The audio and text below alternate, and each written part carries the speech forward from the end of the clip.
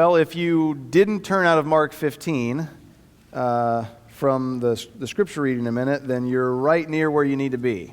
We're in Mark 9 this morning. So I want to ask you to join me there in the Gospel of Mark, chapter 9. If you're using the blue ESV Bible and the seat backs out there, you can find our text on page 844. The title of our sermon is Desperate.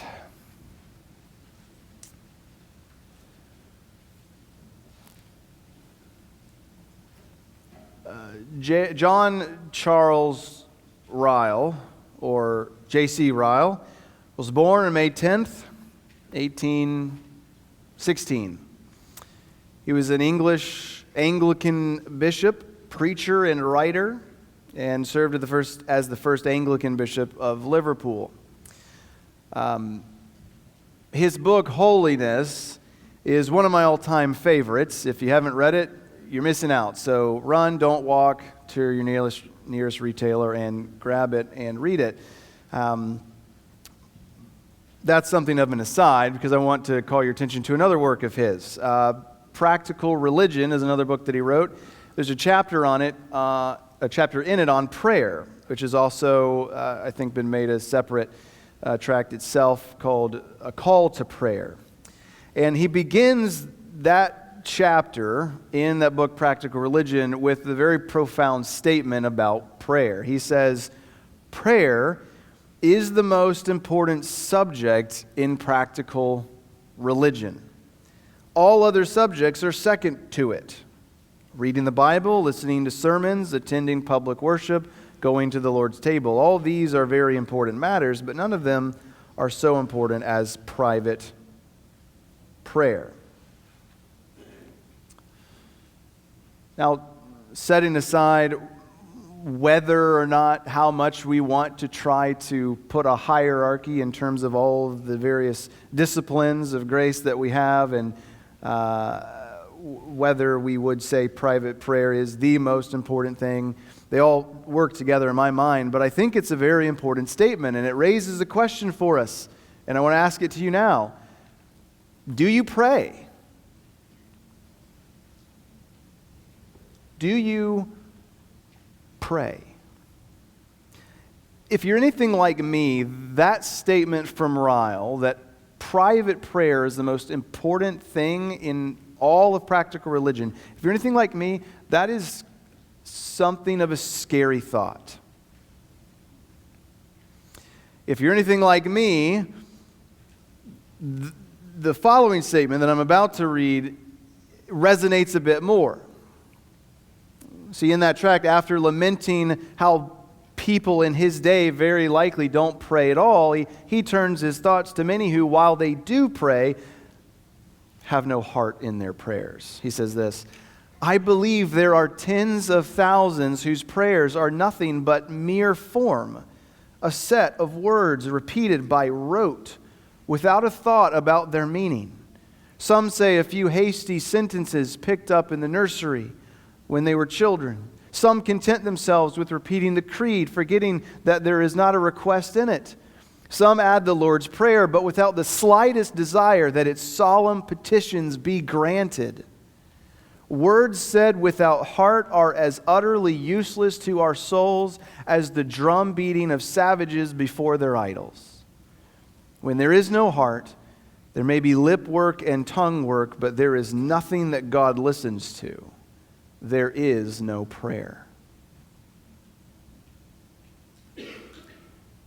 And so I want to ask us again, do we pray?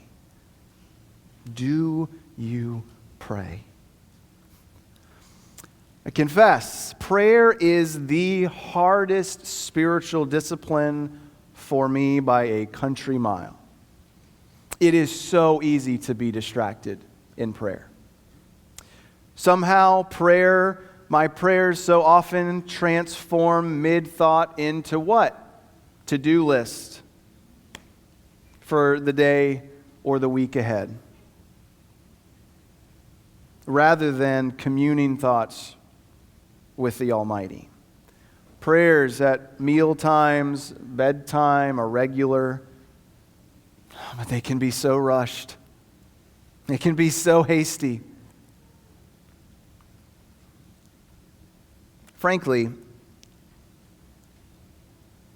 there always seems to be a better time to pray than right now. As most of you know, we just finished a long series on Genesis last week. And we typically preach through books of the Bible here in a verse-by-verse kind of a way. We preach from the Old Testament and we preach from the New Testament. And so that means upcoming, we've got a New Testament book series, FYI, that will be the Gospel of John. But before we do that, I want to take several weeks and I want to consider this all-important topic of prayer. And there are 5 big ideas about prayer that I want to consider with you in the coming weeks. And so stated all together, my aim is that we would be a praying people, praying families, and a praying church, and that our prayers would be desperate, competent, powerful, humble, and steadfast.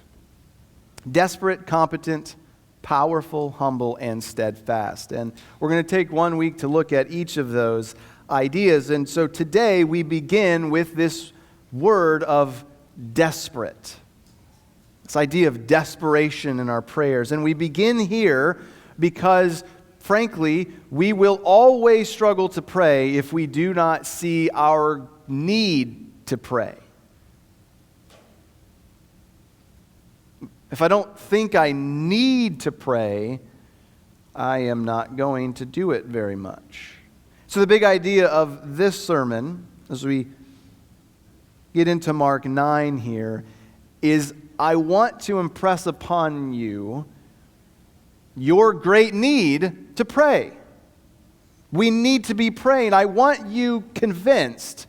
I expect that at some level, most, if not all of us, are aware, we know we need to pray. But are you convinced, deep down in your soul, with every fiber of your being, do you have the great sense of urgency and desperation in your prayer life? Is it a non-negotiable for you? If it is, great. Teach me your ways. If it isn't, then let's learn together from the Gospel of Mark here about its urgency. So let's look at Mark 9, and we'll set it up a little bit after we read the text. But let me read the passage, and then we're going to see three things here. Beginning in verse 14 of Mark 9. When they came down to the disciples, they saw a great crowd around them and scribes arguing with them. And immediately all the crowd, when they saw him, Jesus, were greatly amazed and ran up to him and greeted him. And he asked them, "What are you arguing about with them?" And someone from the crowd answered him, "Teacher, I brought my son to you, for he has a spirit that makes him mute. And whenever it seizes him, it throws him down, and he foams and grinds his teeth and becomes rigid. So I asked your disciples to cast it out, and they were not able." And he answered them, "O faithless generation, how long am I to be with you? How long am I to bear with you? Bring him to me." And they brought the boy to him. And when the spirit saw him, immediately it convulsed the boy, and he fell on the ground and rolled about, foaming at the mouth. And Jesus asked his father, "How long has this been happening to him?" And he said, "From childhood. And it has often cast him into fire and into water to destroy him. But if you can do anything, have compassion on us and help us." And Jesus said, "If you can. All things are possible for one who believes." Immediately the father of the child cried out and said, "I believe, help my unbelief." And when Jesus saw that a crowd came running together, he rebuked the unclean spirit, saying to it, "You mute and deaf spirit, I command you, come out of him and never enter him again."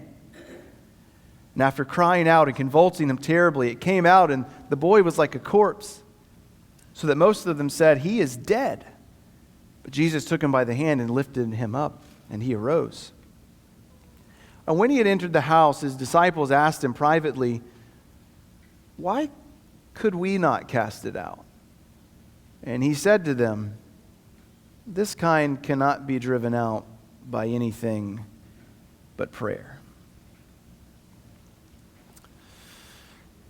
We come upon this scene after a most exquisite encounter with God in the verses that precede this text. Jesus had taken Peter, James, and John up on the mountain with him to give them a peek behind the veil, as it were. The text tells us in chapter 9, verses 2 and 3, that Jesus was transfigured before them. His clothes became radiant, intensely white, and no one on earth could bleach them. And then appeared before them Moses and Elijah, and they talked, and then God spoke a benedictory word from heaven, declaring Jesus to be the Son in whom he is well pleased. And then on the way down the mountain, Jesus discussed with Peter, James, and John the prophecy concerning the coming of Elijah, as well as his own resurrection from the dead. And when they get to the bottom, they ran into trouble. Now, as something of an aside here, isn't this how it so often happens? Right? You have your mountaintop experience with the Lord, and then immediately you are assaulted by problems. You're not the only one. Jesus, he's come down the mountain. He finds his other disciples arguing with the scribes, surrounded by a crowd of people. And so he asks, "What are you arguing about? What's this all about?" And the reply comes from someone in the crowd. He told him that it was about his son. He had brought the boy to Jesus. He wasn't there, and so he asked his disciples to help. But his disciples weren't able to help. They were unable to exorcise this evil spirit from the boy. We learned that the spirit made the boy mute. It would seize him. It would throw him down. He would foam and grind his teeth. He would become rigid. And so the father brought the son to Jesus, but in Jesus' absence, the disciples had tried to help, but to no avail. And when Jesus heard this, he responded with indignation. He called them a faithless generation. He asked some rhetorical questions that suggest that his patience is wearing out. But then he said, after that, a most remarkable thing in verse 19. "Bring him to me." Consider those words from the lips of Jesus. Bring him to me. Where was this man going to find help for his son? He had surely exhausted whatever resources he had at his own disposal a long, long time ago. We don't know how old the boy is. Teenager, maybe? It had been going on since childhood, likely very young childhood. He's done what he can. He had nothing left to try on his own. He had heard of Jesus, and he thought, other people have gotten help from him. I'll go to Jesus. But when he got there, there was a problem. Jesus wasn't anywhere to be found. All he had was Jesus' disciples. And as honest as they were, or sincere, or compassionate as they might have been, they couldn't help. They were helpless to do anything for this man. Neither this man, nor the disciples of Jesus in this moment, nor the scribes for that matter, nor anybody else could do anything for him, could do anything for his boy. And it is in exactly that moment of anguish that Jesus says these words. It is in this moment of desperation, he says, "Bring him to me." Bring him here. And so, what for you, friends, where do those words touch upon in your life? What family member or friend or neighbor do you love that Jesus is saying to you, bring him to me?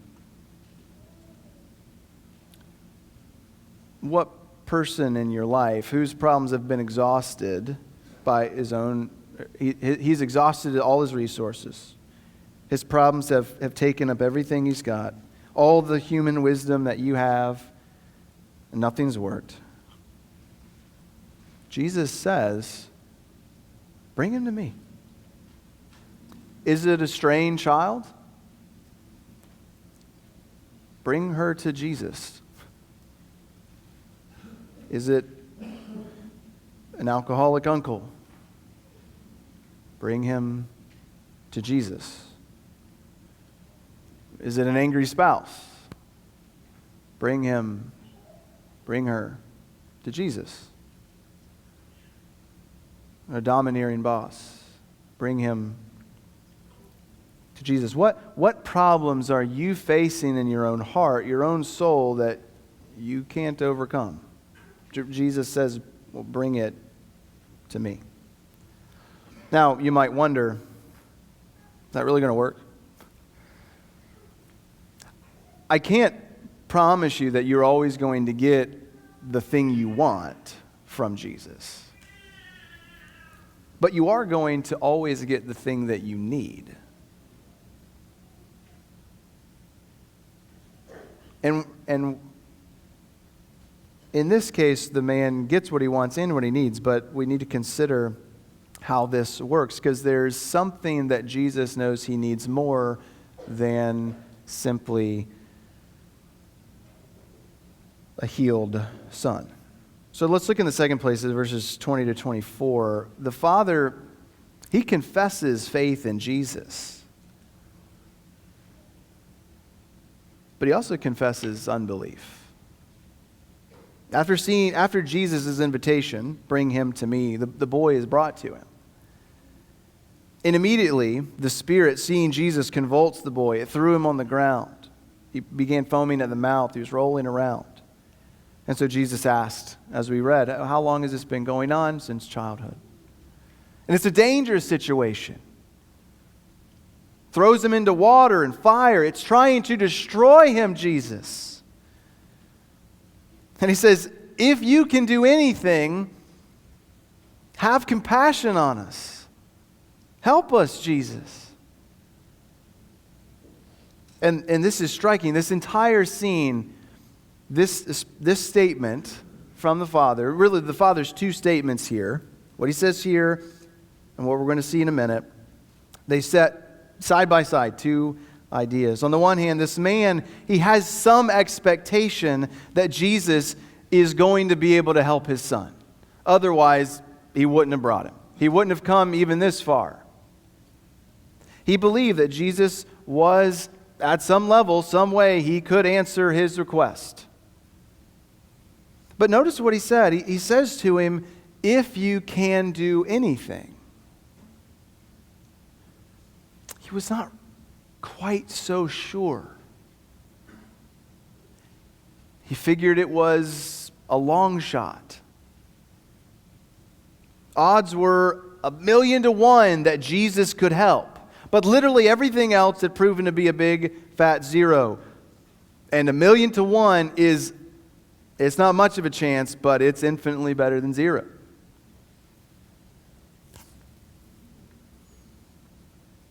And I love what Jesus says. His response, if you can.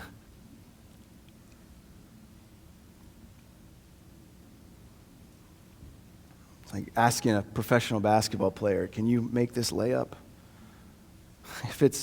If you can, he says, friend, all things are possible for the one who believes.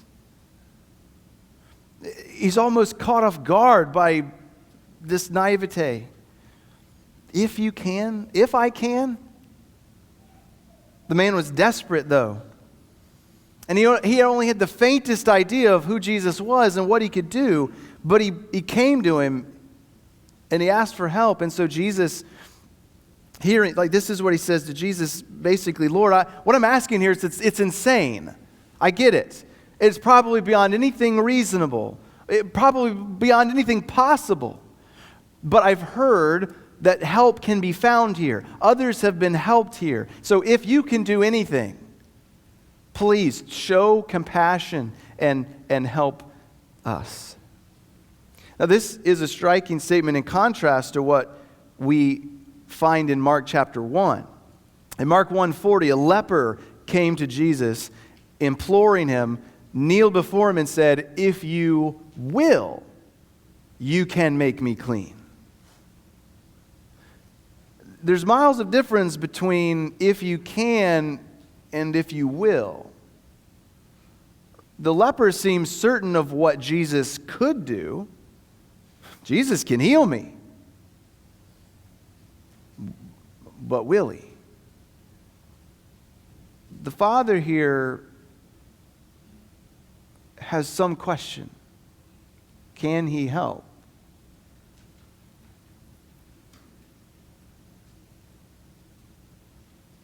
Perhaps my problem is just too great.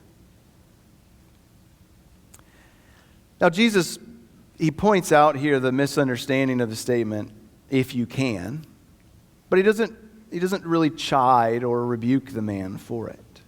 But rather he tells him plainly, all things are possible for the one who believes. And it's worth saying that the point of that statement, all things are possible for the one who believes, isn't that you're always going to get what you want. You just have to want it bad enough, to believe bad enough that you're going to get it.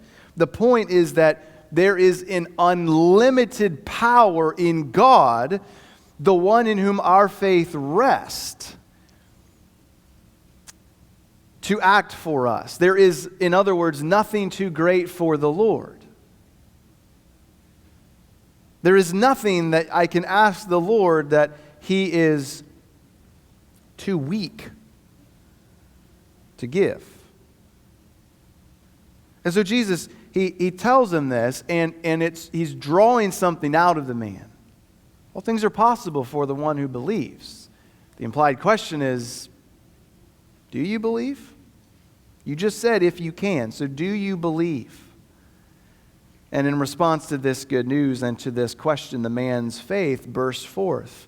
And without hesitation, he interjected and he said, he lays it all on the line, I believe. Yes, I believe. I believe. And then in a moment of utter honesty and self-disclosure, of tremendous courage, he says, I believe, kind of. I kind of don't. I do, but I don't. Yes, Lord, I believe. Help my unbelief. My faith, I believe, but my faith isn't what it's supposed to be. It's not what I want it to be. It's smaller than it should be.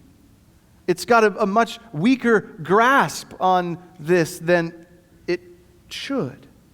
He knew his faith was small. It was weak. He really hadn't been all that sure that this was going to work. But he had faith. He had some faith. He had a real conviction Jesus was going to do something. He didn't quite know what it was. He didn't even know if he could do what he was asking, but he knew Jesus would do something. And so he, like many others before him and after him, come to Jesus desperate, in desperation for his son. He had nowhere to look but Jesus. And so with a mixture of belief and unbelief, he's desperately coming to Jesus for help, whatever help Jesus would give.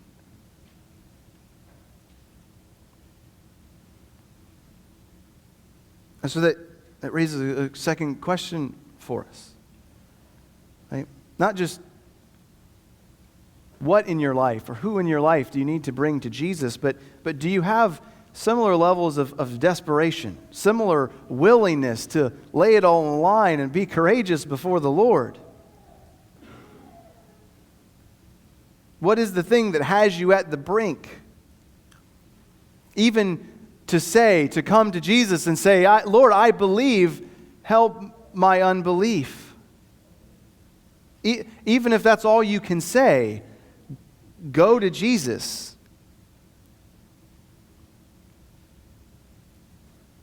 Don't let some confusion and weakness on your part stop you from going to Jesus. James, in his epistle, he warns against doubting. If you lack wisdom, ask God. He gives generously at all, but you got to ask with faith, no doubting. So be it. Confess your doubts and go. But maybe you're still quite unsure how Jesus would respond to you if you really were honest.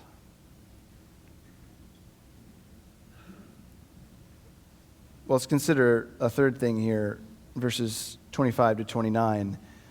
The man's confessed his faith and his lack of faith. And then what happens? Well, Jesus answers his prayer. But he doesn't do just that, because this is also not just about this man, but it's about his disciples. He has something to teach them. Jesus sees the crowd gathering, growing bigger around them. He rebuked the spirit. He cast it out forever. And the spirit cries out, seizes the boy, throws him down, and leaves. He thought he was dead. Jesus picks him up by the hand, and he is fine. And Mark moves on. He doesn't give us a reunion, father and son. He doesn't tell us anything else that happened with him. He skips over those details and he gets to the heart of the matter. Jesus and his disciples, they've left the scene. They've returned to the house, and the disciples have a question for him. Lord, why couldn't we cast it out? And here's where we come. This is the point. Jesus says, well, this kind can't be driven out by anything but prayer. What does that mean? Does that mean that there are certain kinds of demons that they needed to pray about in order to exorcise, and there were certain kinds of demons that they didn't? This is small potatoes one. I got this. Right? Were there things or this kind, like just demonic exorcisms has to be done by prayer? There's some things you can do in your own strength, fellas, but other things you just can't. You're sufficient to do some things, but you're not sufficient to do others. Also, how can Jesus say this can only be driven out by prayer when, I don't know if you noticed, but he didn't pray?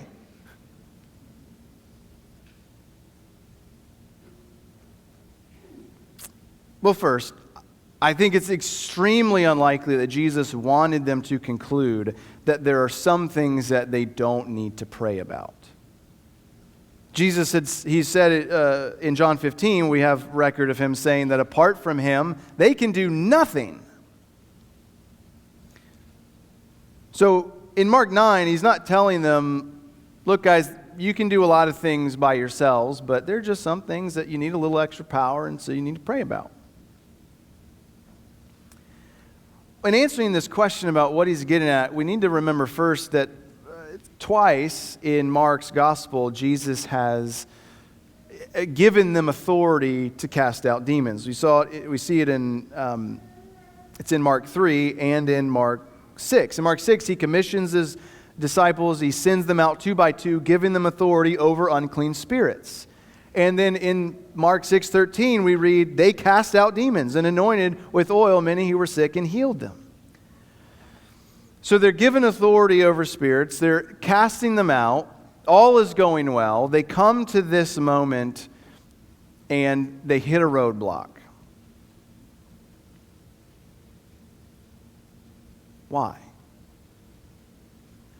It's not so that they can conclude that, well, there are just certain things that are above our pay grade, certain things that we don't need to ask the Lord about, certain things we don't need to pray about. It's really the opposite. The point is that they need to realize how vital prayer is all the time, and it's quite likely that what has happened with them is that they have forgotten that point altogether. This is a little bit more easily seen maybe if you think about what Matthew says about this event in his gospel. He says, this is in chapter 17, he says, the disciples came to Jesus privately and said, "Why could we not cast it out?" He said to them, "Because of your little faith. For truly I say to you, if you have faith like a grain of mustard seed, you will say to this mountain, 'Move from here to there,' and it will move. And nothing will be impossible for you." In other words, prayer is a demonstration of faith. It's an exercise of faith, and it's an expression of faith. Approaching this demon-possessed boy in the manner that they did, apparently prayerlessly, they were demonstrating a lack of faith. And Jesus has already said as much in Mark's gospel. Faithless generation, he called them. The disciples that we may, and I think must assume then, is that they have failed to remember their utter dependence upon Jesus. Perhaps previous successes had led them to view themselves as the experts, to think that a heavenward thought wasn't necessary for them to be successful here. And Jesus points them to their humiliation to say, you need to reorient your hearts. But what about the second question? Jesus doesn't pray here. Well, again, the point isn't that just stop and say some prayer, but to have faith, to live by faith, and to live a life of prayer. Jesus, what's the most coherent answer to that question? Why doesn't Jesus pray here? Because he's always praying. Jesus is always praying. The Gospels, all of them, make clear he's constantly retreating to be alone with the Lord. Everything he's doing is in dependence upon the Spirit. Jesus never did anything apart from prayer. And so if Jesus thought it was worth his time to pray, is it not worth our time to pray? Well, I want to close by rehearsing two reasons and like restating and summarizing two reasons why prayer is absolutely essential for us. And then I want to give one directive at the very end about how to deal with prayerlessness. So first, the two reasons. And they're by no means only two reasons, but I think they are two of the most pressing reasons, and I think they come clearly out of this narrative. The first is that we must pray because we are helpless without it in the face of the demand of our times.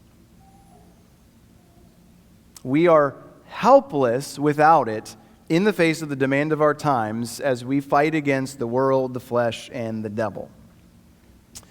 Thomas Brooks, writing on the vital importance of prayer in The Secret Key to Heaven, he says of his day, and this is 1665 England, mind you, so if it sounds like it was written last week, it wasn't.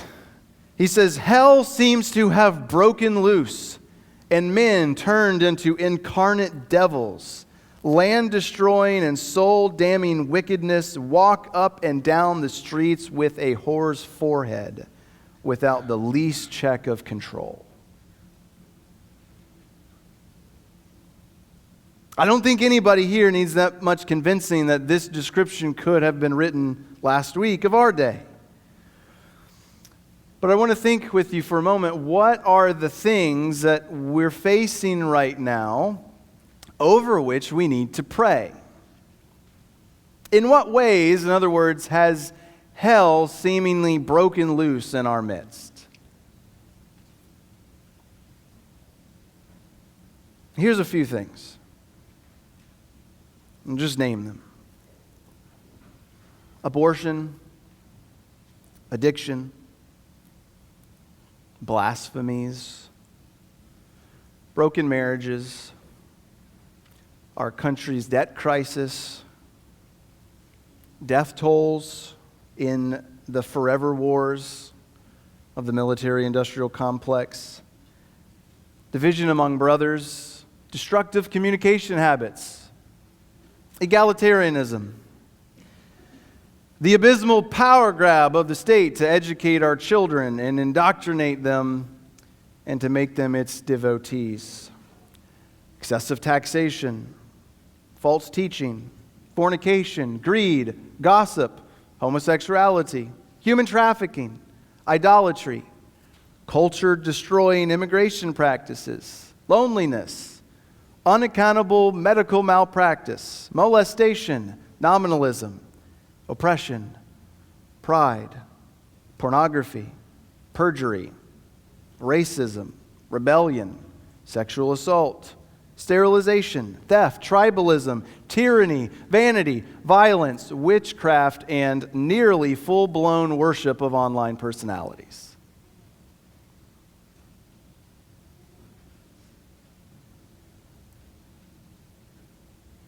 Now, of course, all of those things, there's a lot could be said about all of them.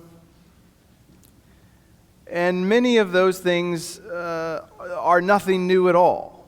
In no way are they really new. Some of them aren't new, but they've all got fresh presentations in each bygone era.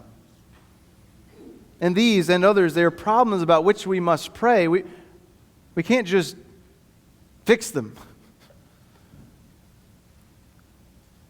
What about your own personal problems? It's enough to think about all the problems out there. But what about your personal problems? Is there a hard conversation that you need to have with someone that you just can't?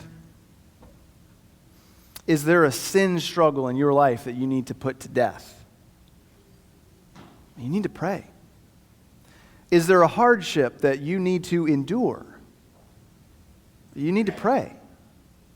Is there a step of faith that you need to take at work? You need to pray. We need to pray because our times demand it, and we're helpless without it. But second, we need to pray because prayer reveals our faith, or a lack of prayer reveals a lack of faith. This is clear enough from Mark's gospel alone, but I quoted from Matthew's earlier as well, and it's beyond all doubt they couldn't cast it out because of a lack of faith. They didn't pray because they weren't really trusting. And so I want to point you once more to Brooks. He says this, he says, Christ may say to very many in our day, how can you love me when you never acquaint me with your secrets? How can you say you love me when you never bestow any private visits upon me? How can you say that you are my friends, my faithful friends, my dearest friends, when you never in private unburden yourselves to me? How can you say that you are my favorites when you can spend 1 month after month and 1 quarter of a year after another, and yet not let me know one of all your secrets? When every day you might have my ear in secret if you pleased. He goes on like that for a while, but he concludes with an example of Alexander the Great. Alexander, he's said to one that was of his name, but he was a coward, he said to the man, either lay down the name Alexander or fight like Alexander. And so Brooks says to the reader, and I say to us, to you, either be frequent in closet duties, prayer, as becomes a Christian, or else lay down the name of Christian. The point isn't that we're not saved by our prayers, of course, but by our prayers we reveal whether or not we've been saved by Christ at all. And so do you pray? Or do you not? What are we attempting to do on your own? What are you attempting to do on your own? What problems in your life are you attempting to deal with prayerlessly? What things have you refused or forgotten to bring to Jesus?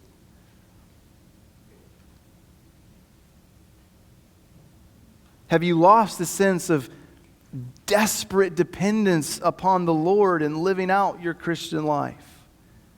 Or maybe you never had it. But more importantly, whatever is true of you before right now, the question is, do you have it? Are you desperately depending upon the Lord? Do you right now hear Jesus saying, bring him to me? Do you hear him saying, all things are possible for the one who believes? Do you believe? Do you trust that Jesus and only Jesus can help? And that your most desperate need is faith. Can you say these words, if even only these words? Lord, I believe. Help my unbelief.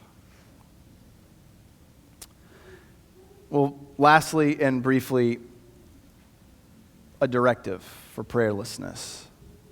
What do you do if you just aren't praying and you can't pray? Isaac Watts, whose song, Oh Help My Unbelief, we'll sing in a few minutes at the close, he offers this advice to anyone who finds the plague of prayerlessness nipping at his heels.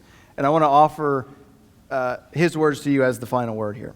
He says, go and fall humbly before God and tell him with a grievous complaint that you can say nothing to him, that you can do nothing but groan and cry before him.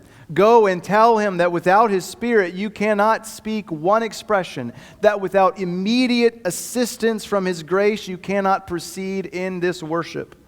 Tell him humbly that he must lose a morning or evening sacrifice if he does not condescend and send down fire from heaven upon the altar.